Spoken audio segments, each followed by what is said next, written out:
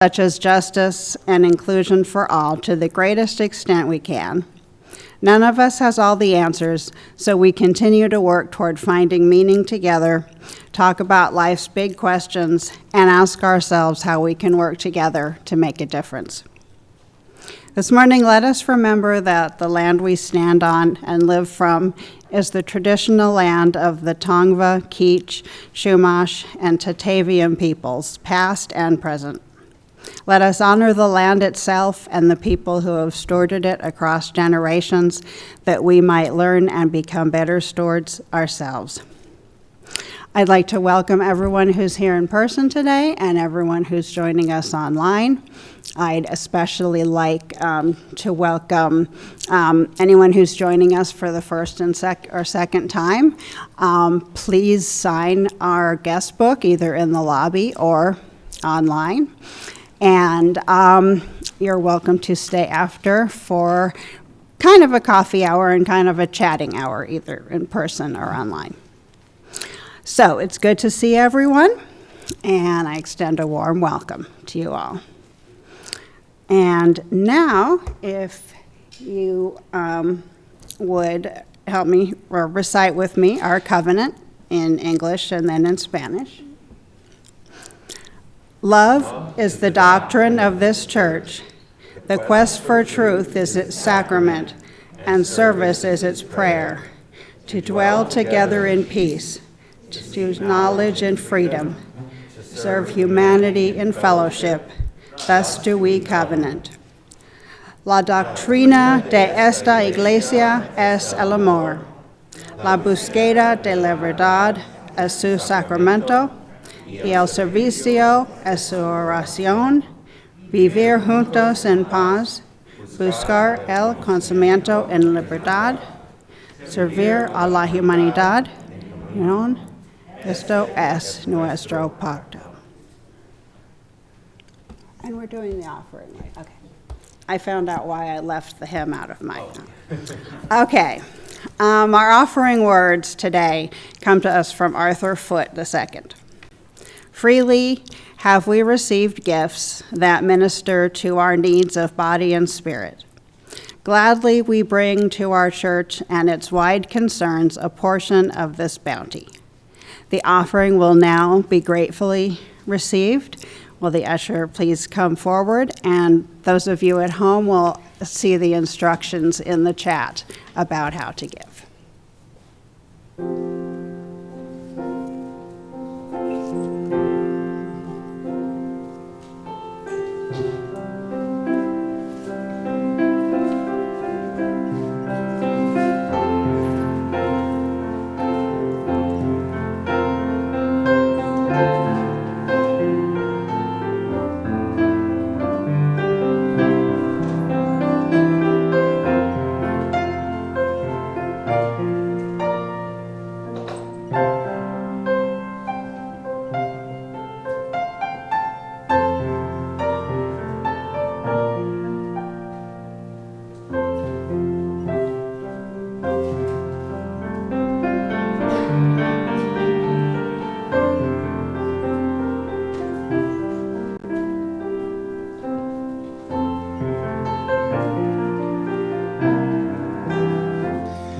From you I receive, to you I give, together we share, and from this we live.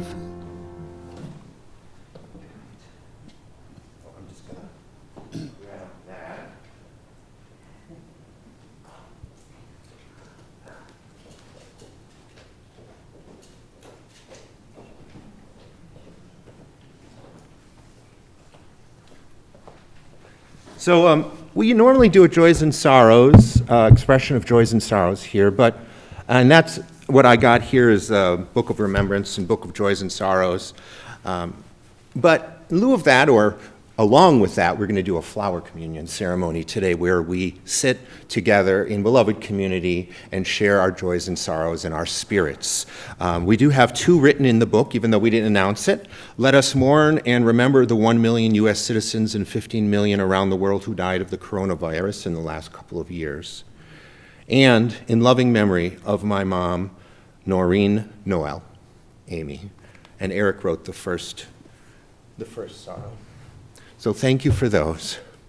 And we have many joys and sorrows that we keep in our hearts that we express or remain unexpressed. And in this time of communion where we come together as a community, both online and in person, we hold each other's joys and sorrows. In our hearts, we celebrate with each other. We mourn with each other.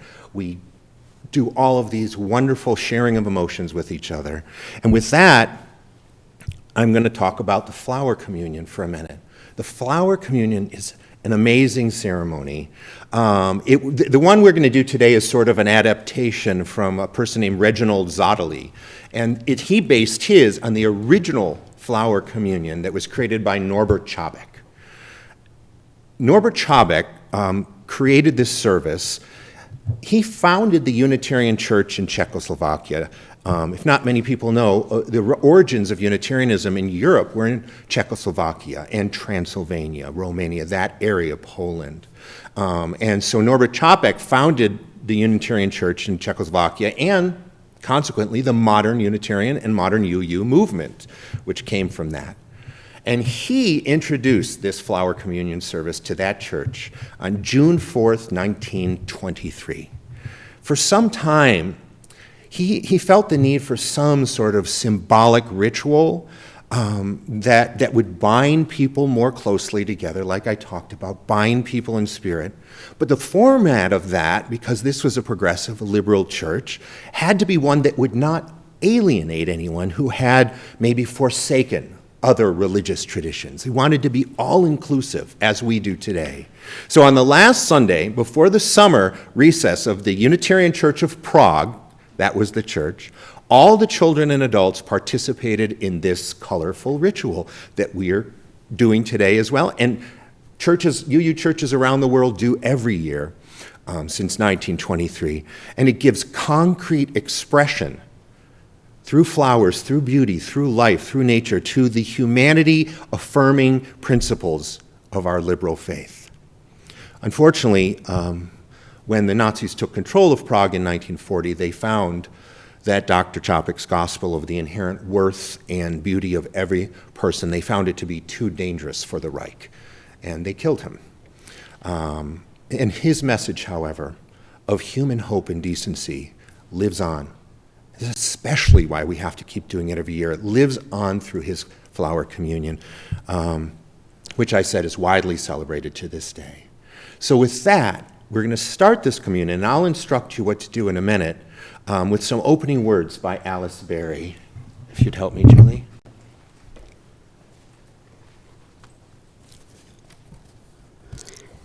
Children of the earth and sky, we are nurtured, sustained, given warmth and light from above and below. Supported by earth's strong, firm crust, we build our homes, till the fields, plant our gardens and orchards. When we turn from self and seek to be aware, we will find holy light in human faces, in blossom, birdsong, and sky. The earth is truly our home, and we are one with all earth's creatures, parents of earth's children yet to be. Thank you very much. So now it's time for us to share in the flower communion. We're going to do this online if you have flowers, as well as in person. There are some flowers here in the center, and people have brought flowers.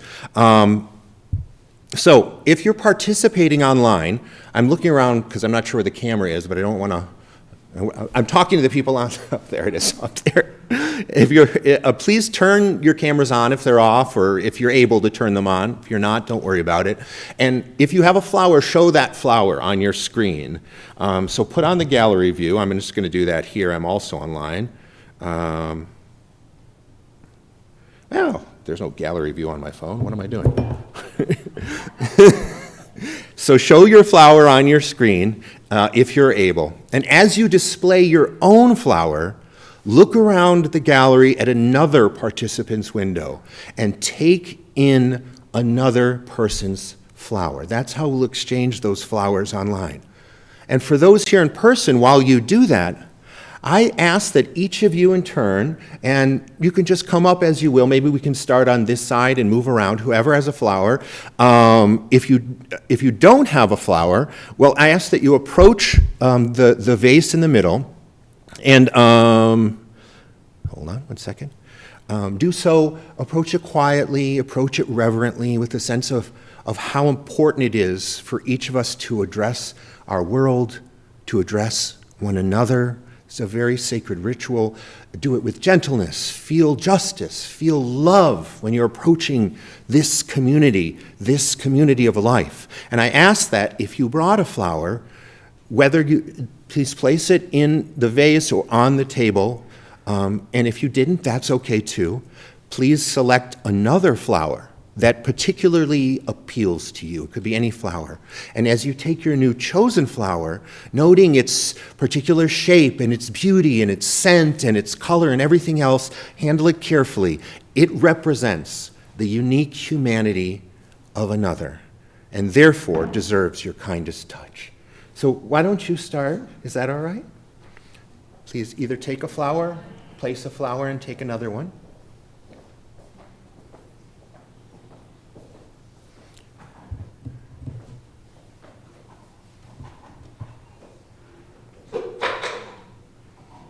And I'm looking at all the beautiful flowers online. Oh. Wow. And 2 or 3 people can come up at a time if you'd like.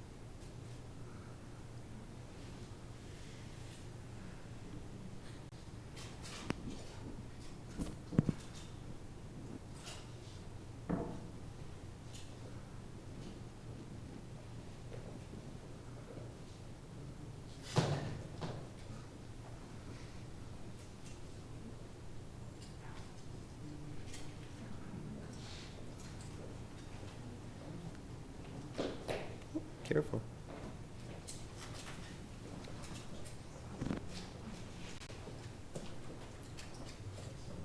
Yeah, absolutely, absolutely.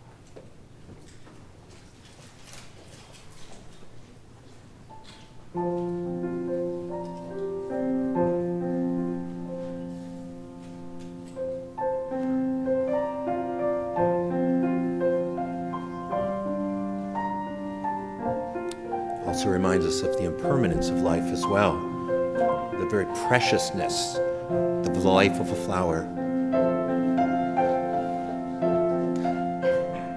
The 3 flowers in my home are coming up now, my wife and daughters.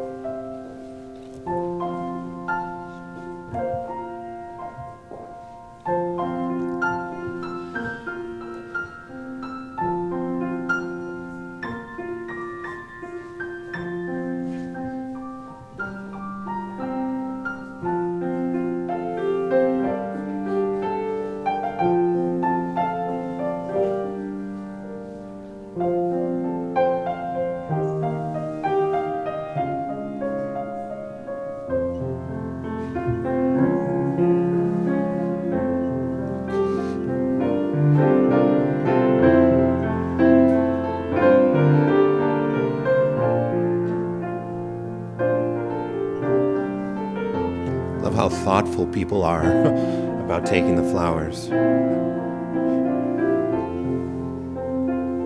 The one that speaks to you. Thank you, Kevin. I asked him to improvise some background music, so he did a great job. I'm going to grab some flowers right now because we're going to extend this ritual a little, given what's happening in the world today. And Julie will start explaining what's going to happen. It's going to be a reproductive justice ritual.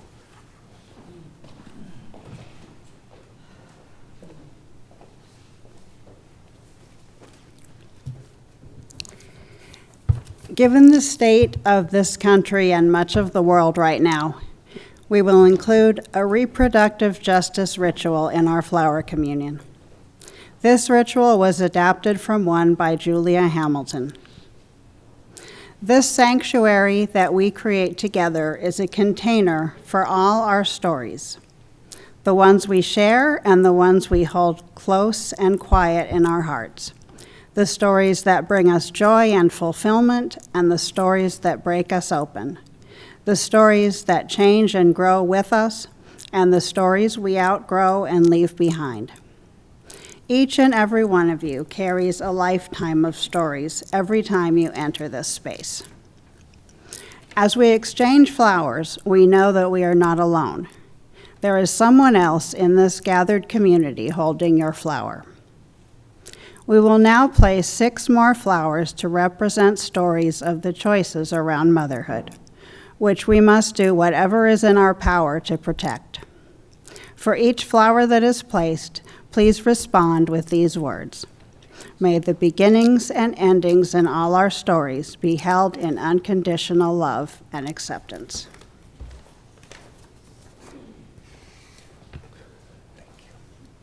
Thank you. So I will place the first flower for those whose stories include the choice to end a pregnancy. The circumstances vary. The timelines of our lives are diverse, but each and every end is also a beginning. And so I place this flower for all who have aborted a pregnancy or partnered someone in an abortion for whatever reason, under whatever circumstances. And please repeat the phrase as I place the flower. May the Beginnings and endings in our stories be held in unconditional love and acceptance. We place the second flower for those whose story includes the unwanted loss of a pregnancy or a struggle with fertility. The circumstances vary. The timelines of our lives are diverse. But the pain of infertility, miscarriage, and stillbirth are too often held in silence. And so I place this flower for all who have traveled this path of loss for whatever reason, under whatever circumstance. May the beginnings and endings in our stories be held in unconditional love and acceptance. In the vase or on the table is fine. I will place the third flower for those whose story includes the choice to give birth. The circumstances vary. The timelines of our lives are diverse. But the choice to bring a new life into the world is a powerful one. And so I place this flower for all who have given birth or partnered in the birth of a child, or those who have adopted a child birthed by someone else, for whatever reason, under whatever circumstance. May the beginnings and endings in our stories be held in unconditional love and acceptance. I place the fourth flower for those whose story includes the choice not to conceive or have children. The circumstances vary. The timelines of our lives are diverse. But the freedom to chart the course of our own reproductive life is sacred. I place this flower for all those who have made the decision not to conceive or bear children for whatever reason, under whatever circumstance. May the beginnings and Endings of our stories be held in unconditional love and acceptance. I will place the fifth flower for those whose story includes a forced choice, or no choice at all, or who have encountered violence, where there should have been tenderness and care. The circumstances vary. The timelines of our lives are diverse, but not everyone has been in the position to control their own reproductive choices. I place this flower for all who have found themselves unable to exercise their own sacred reproductive freedom for whatever reason, under whatever circumstance. May the beginnings and endings of our stories be held in unconditional love and acceptance. I place the sixth and final flower for those whose reproductive story is still being written.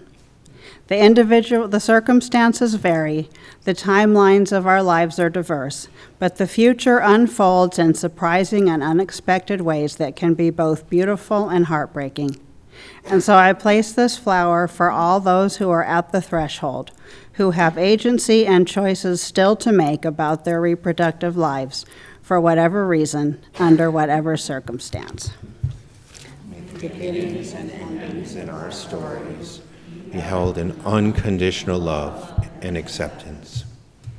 And may the beauty of these flowers and the many, many stories they represent remind us of the connection and the commitment we have to each other to thrive and to grow, which includes the surety that all people have freedom and agency over their own reproductive choices, and that reproductive justice, we pray, is upheld as a fundamental right for this and future generations.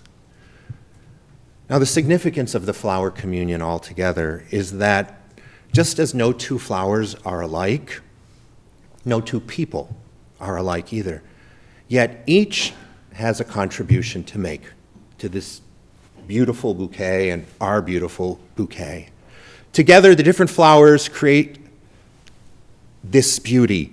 Our common bouquet, our human bouquet, our life bouquet would not be the same without the unique addition of each individual flower. And thus it is with our church community. It would not be the same without each and every one of us.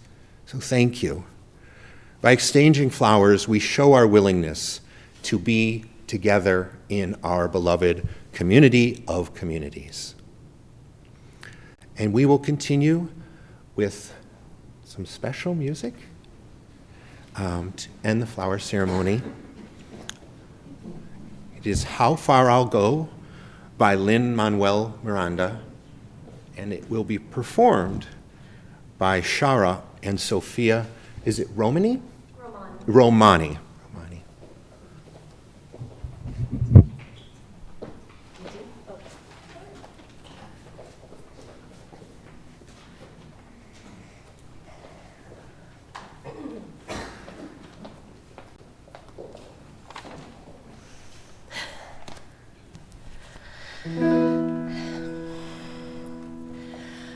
I've been staring at the edge of the water as long as I can remember, never really knowing why. I wish I could be the perfect daughter, but I come back to the water, no matter how hard I try. Every turn I take, every trail I track, every path I make, every road leads back to the place I know where I cannot go, where I long to be. See the line where the sky meets the sea, it calls me, but no one knows how far it goes. If the wind in my sail on the sea stays behind me, one day I'll know. If I go, there's just no telling how far I'll go. I know everybody on this island seems so happy on this island. Everything is by design. I know everybody on this island has a role on this island. So maybe I can grow with mine. I can lead with pride, I can make us strong. I'll be satisfied if I play along, but the voice inside sings a different song. What is wrong with me? See the light as it shines on the sea. It calls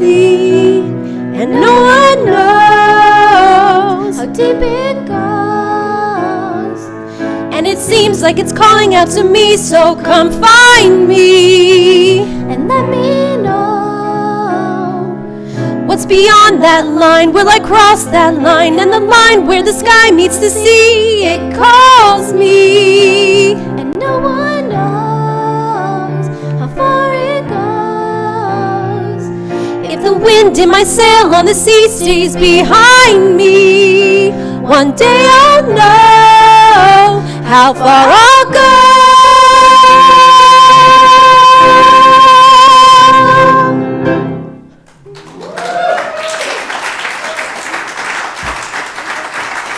Sharon Sophia! That was awesome. Thank you so much. All right. It's hard to follow that. And you're lucky today, I'm not going to be doing a traditional sermon this morning. My daughters are like, whew. See, motherhood is so complex. This is Mother's Day, by the way. Happy Mother's Day. Mother's Day is so complex, and it's represented by all these different things, everything from just this amazing courage. I heard on NPR the other day, mothers are going out and taking training classes in the Ukraine to disarm landmines around their homes. To that courage, to frustration, and to the monotony of the bedtime ritual / struggle that we all know so well. There is pain, as well as so much love and happiness. It's so complex. There's frustration, as well as wisdom and cause for celebration. In fact, the first sermon I ever gave was about the wisdom of my own mother. And as I prepared for today, I thought about redoing that one, but I soon realized it shouldn't be me who preaches the wisdom of mothers. It should be mothers themselves, not through my lens. So first I put out a call on Facebook for words of wisdom from mothers that I could share today. And so today, moms will deliver the sermon, and I'll just be the conduit. I'm going to read those words, followed by a video of wisdom from my own mother. She will be giving that part of the sermon. So here's what they shared on Facebook. And this really represents just the amazing, diverse complexity of motherhood and the strength and the humility and the laughter and the love and everything else with all of these phrases. So I put one of the best ones first. Shit or get off the pot. Every pot has its lid. I think those go together. Whatever. I'll give you something to cry about. Can you stick that lip out a bit further so I can sit on it? We recognize some of these. Just eat it. It all goes to the same place. You can only please some of the people some of the time, but not all of the people all of the time. That's very wise. Maybe I shouldn't have put all of these. Someone put, I don't give a rat's. If you lay down with dogs, you'll get up with fleas. Wear clean underwear. Always change your underwear. There's 2 variations of that. You never know when you'll be in an accident. Don't borrow trouble. I love that one. Tomorrow is another day. Would you jump off a bridge if everyone else was doing it? It takes all kinds. They don't think it all the way through. Beware of people who use, this is an interesting one, beware of people who use the phrase paradigm shift. That was my friend Miguel's mother. Tell me who your friends are, and I'll tell you who you are. If you can't say anything nice about somebody, don't say anything at all. And there's another variation. If you don't have anything nice to say, don't say anything. This isn't a growth next to my ear, it's a telephone. Wait until I am done to talk to me. Make your bed every morning, even if I don't make mine. And don't worry about getting older. It's better than the alternative. Always stay close to your siblings. The rich get richer. No answers, only questions. Always have a plan B. If you want it done right, do it yourself. Is it going to make any difference in 5 years? Just because you think it doesn't mean you have to say it. When asked about anything occurring in the future, this mom would say, We could all be dead by then. This was said before leaving on every single family trip. This mother said, "Well, we're off like a herd of turtles." I wanted to go on those trips. Do it now. In raising children, never make a rule you aren't willing to enforce. In life, the only thing you can count on is change. Put your oxygen mask on first. When you're older, you'll understand. Okay, here's an interesting one. You ain't never gonna get all yo possums up one tree. Fix your face. Before Maria Kondo, there was my mom throwing out stuff in our house. Is it beautiful, meaningful, or useful? It can also be applied to church traditions. Is it beautiful, meaningful, or useful?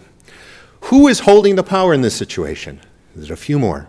It's better to have it and not need it than need it and not have it. I do not bake, I will buy it. This is a rule instigated after this person volunteered their UU mom from South Dakota to make spanakopita for some school bake sale. I do not bake, I will buy it. We did a great job, but it was labor intensive with a steep learning curve. With regard to some food that the child detested, the mother said, "It's so good if you only liked it." No singing at the table, okay? And just remember, if you point your finger at someone, there are 3 more fingers pointing back at you.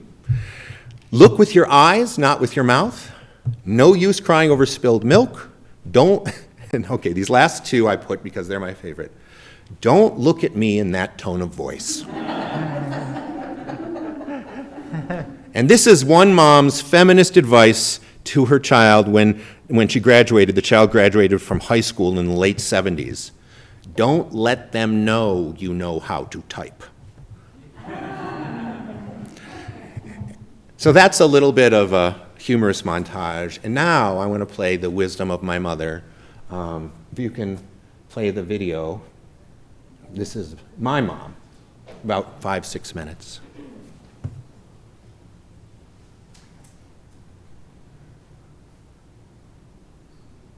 Or more, depending on how long it takes to load.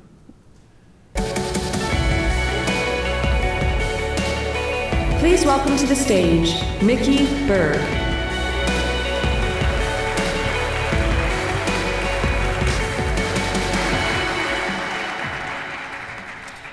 Until the age of 50, I wanted to be anybody but me. I wanted to be Barbie. And at 50, I found out I'm really a lot like Raggedy Ann, and that is so much more fun. My grandchildren sing this song, "What Does the Fox Say?" Heard that song? Well, you're looking at her. I'm the fox, and I have a lot to say, but if it weren't for my hairdresser, I would be standing here as the silver fox, and then I think your perception of me might be a little different. It's called stereotype threat. I believe we live in a world of a growing, aging population who has a wealth of experience and knowledge that translates into wisdom, and we're not tapping into it. Erik Erikson, the psychologist, coined a term, generativity.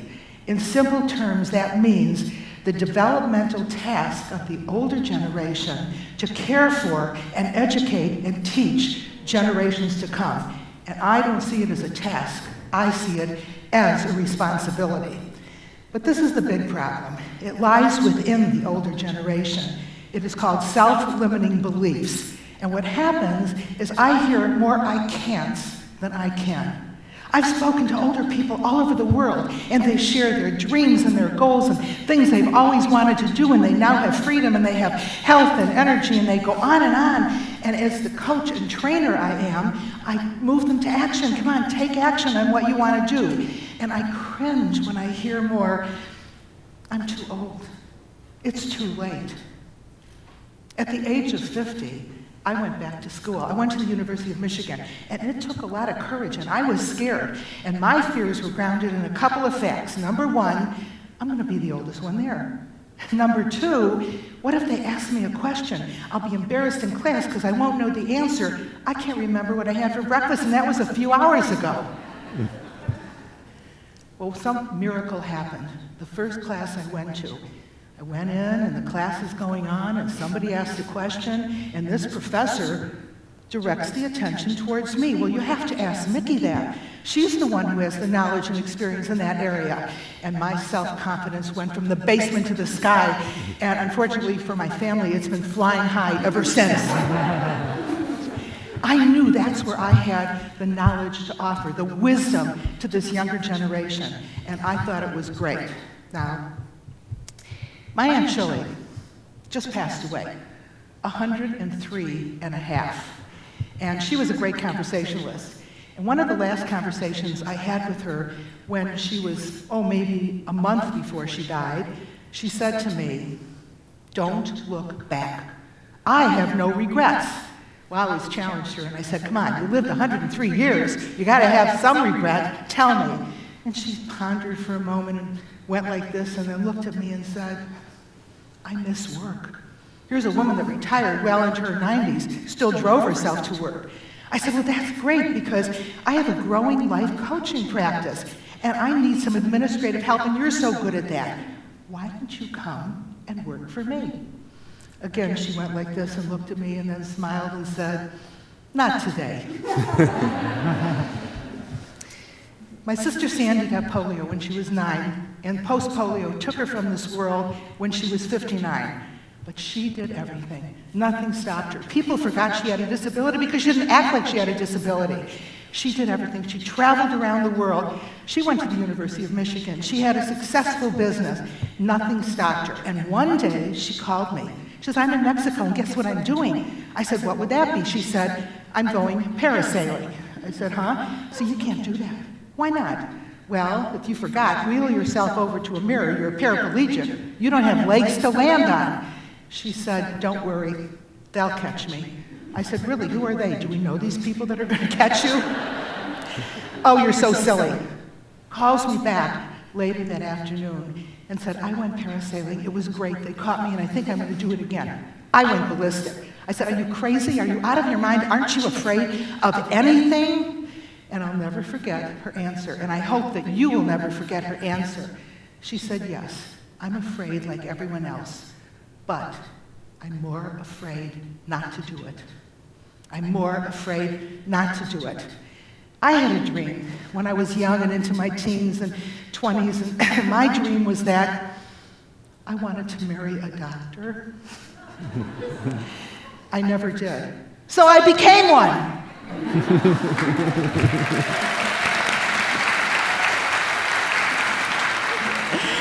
I am Dr. Mickey Bird. I got my master's at age 54. I got my PhD at 67. And by the time I was 70, I wrote a book appropriately called "I Don't Want to Be Anybody But Me." How about you? How many of you are on Medicare or Social Security? How many are going to be someday? Then you all need to listen up. I also, by the way, have 6 children and 11 grandchildren, and did this all through raising those kids and helping with the grandchildren. I want to accomplish so much more in my life. How would you like to say someday what I'm going to say right now? At 103 years old, I have no regrets. How about you? Thank you.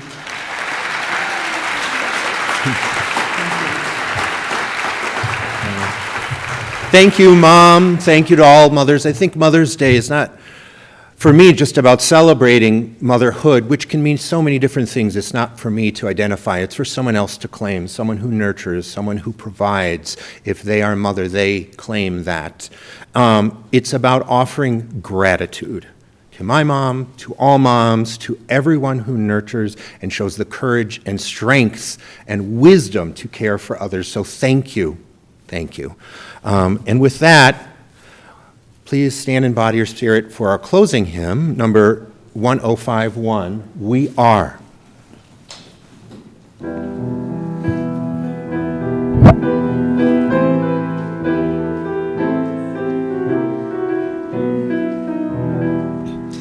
For each child that's born, a morning star rises and sings to the universe who we are. For each child that's born, a morning star rises and sings to the universe who we are. We are the grandmother's prayer, and we are our grandmother's dreaming. We are the breath of our ancestors. We are the spirit of life. We are mothers of courage and fathers of time. We are daughters of dust and the sons of great vision. We're sisters of mercy and brothers of love. We are lovers of life and the builders of nations. We're seekers of truth and keepers of faith. We are makers of peace and the wisdom of ages. We are grandmother's prayers, and we are the grandmother's dreamings. We are the breath of our ancestors. We are the spirit of life. For each child that's born, a morning star rises and sings to the universe who we are. Thank you. Please be seated. And our closing words are Words for Hard Times by Maureen Killoran. No matter how weak or how frightened we may feel, we each have gifts that can make a difference in the world, my mom said. In this coming week, may you all do at least one thing to support the broken, to welcome the stranger possibly, to celebrate whatever is worthy, and so much is worthy, to do the work of justice and to do the work of love. Be strong, be connected. Each day, act so you may be a little more whole. So you may be a little more whole. So as my mom said, you have no regrets. Thank you, and have a lovely weekend. Oh, you have something to say? I wonder if anyone of you all would come stand by the flowers. Oh, to take pictures, yeah.